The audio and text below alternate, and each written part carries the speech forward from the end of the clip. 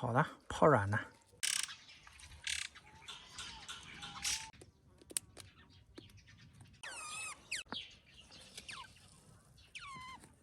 蛋蛋，蛋蛋，蛋蛋，来，再吃一头。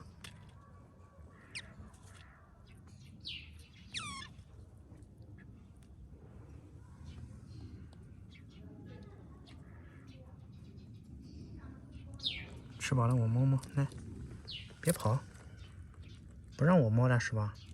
还要不要？这。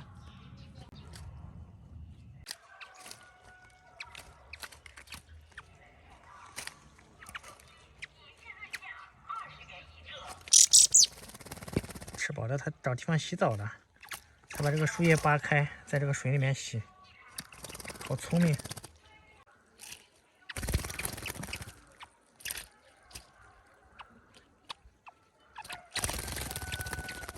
这个水被叶子盖上了，它知道把叶子扒开。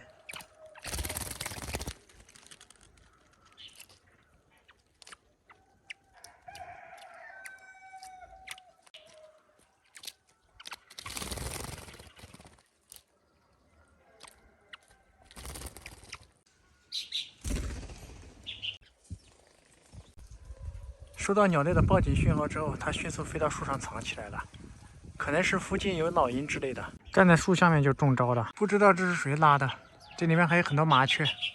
别以为躲在叶子里面我就不知道是你干的，说的就是你，你还在这看。这种报警信号一般都是由背鸟发出的。背鸟在大自然里面一般的都站得非常高，它相当于一个哨兵的角色。遇到危险的信号，它就会发出刚才那种报警声，其他的鸟都可以听得懂。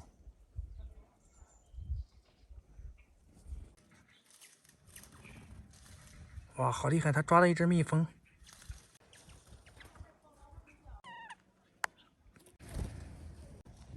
你藏在这里面干嘛呀？又去了。这里面藏了啥东西？看一下。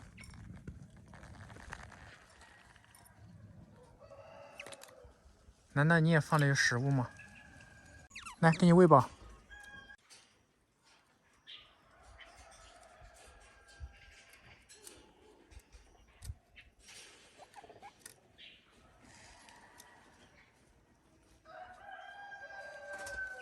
还有一点。啊，吃饱就跑。